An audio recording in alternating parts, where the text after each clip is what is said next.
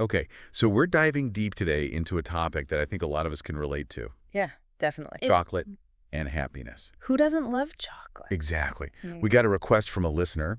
Want to know why is it that chocolate makes us feel so good? Right. So we're going to dig into that today, find out if it's just a sugar rush or if there's something more going on. It's a great question. Yeah, because I know for me personally, like when I'm feeling down, chocolate is definitely Go-to. a go-to. Yeah.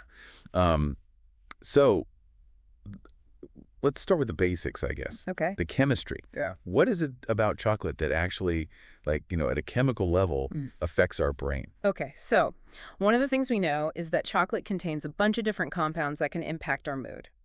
Okay. And you're right. We always think about sugar, right? Sugar definitely plays a role. That dopamine hit. Dopamine, that feel-good neurotransmitter, Yeah. gets released when we eat sugary things, chocolate included, and it gives us that sense of pleasure and reward. Okay, so that's like the immediate, That's I eat the chocolate, I get a rush. Exactly. But I feel like there's got to be more to it, right? Yeah, there's definitely more to the story. Okay. So there's this other compound in chocolate called phenylethylamine, PEA. PEA. And this is where it gets interesting because Yeah. PEA is actually a neurotransmitter that's also naturally produced in our brains when we experience things like attraction or excitement. Oh, wow. So you know that feeling you get, those butterflies when you're falling in love? Yeah. That's partly PEA doing its thing. So you're saying chocolate can mimic that? Well, kind of, yeah. Interesting. It's like a little love potion in chocolate form. Okay, so we've got the dopamine from the sugar, we've got the PEA, this kind of love potion effect. Yeah, right. What else is going on in there chemically? Okay, so there's also tryptophan, an amino acid found in chocolate. Okay. And tryptophan is a precursor to serotonin, which is another neurotransmitter that's really important for mood regulation, feelings of well-being. So it's like a chain reaction almost. Yeah, you could say that. You eat the chocolate, you get the tryptophan, that turns into serotonin, and then... And then you get that sense of calm and happiness. Wow. And then on top of that, you've got theobromine. Theobromine. Yeah, it's a mild stimulant, kind of like caffeine, but a little bit gentler. Okay. And it can give you a little bit of an energy boost and improve focus. So chocolate is like a multivitamin for happiness. It's almost. like a mood-boosting cocktail, yeah. Right, and I remember reading some about flavanols. Yes, flavanols. What are those all about? So flavanols are these really interesting plant compounds found in cocoa beans. Okay. And they've been linked to some pretty impressive health benefits, including improved blood flow to the brain. Okay. Now, what's interesting is that this research is still ongoing, but some studies suggest that flavanols might actually contribute to better cognitive function and mood. So potentially like a brain boost and a mood boost? Exactly. That's pretty amazing. Yeah.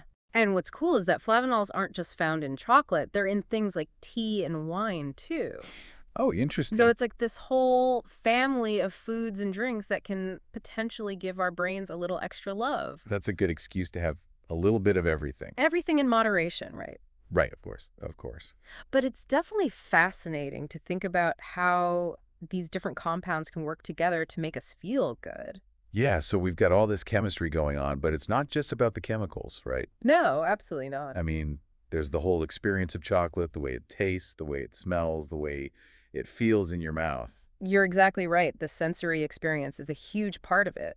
Yeah. Think about it. Just the aroma of chocolate can be enough to trigger those feel-good feelings. Absolutely. You have like that rich, decadent scent. Yeah. It's almost intoxicating. Yeah, it's like it just takes you back to, childhood or, good memories. Exactly. Memories, associations. Yeah. And then you've got the texture, the way it melts on your tongue, that creamy smoothness. Oh, yeah.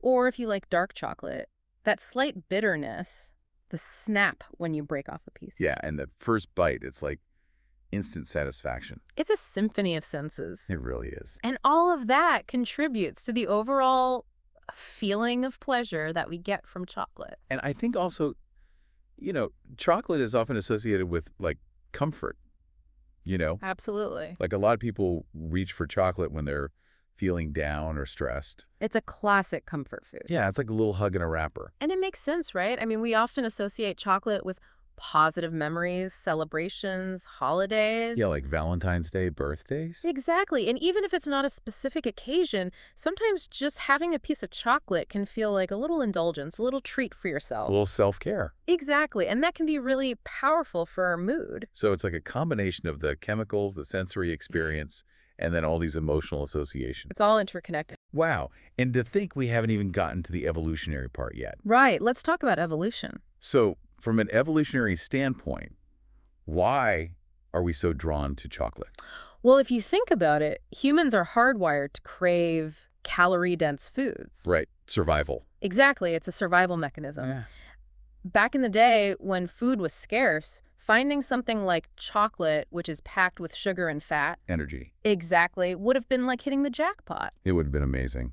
So our ancestors who were drawn to those flavors, they were more likely to survive and pass on their genes. So we're basically programmed to love chocolate. In a way, yes. Wow, so it's not just a modern-day indulgence. It's like a deep-rooted craving. It's a fascinating interplay of our biology, our history, and our culture. It really is. So we've got the brain chemistry, the sensory experience, the emotional comfort, and even an evolutionary explanation for why we love chocolate so much. It's not just a sugar rush, it's a whole symphony of happiness. I love that. A symphony of happiness. It's a great way to put it. And what's really cool is that everyone experiences chocolate a little differently. That's true. You know, your favorite type of chocolate, the memories you associate with it, all of that shapes your personal chocolate joy. Absolutely. Like for me, dark chocolate is my go-to for relaxation. Yeah, and for someone else, it might be milk chocolate that reminds them of their childhood. Exactly. Or white chocolate, or even those crazy chocolate bars with like pretzels and caramel and everything. It's all about what brings you pleasure. This has been such a fascinating deep dive. I feel like I have a whole new appreciation for chocolate now.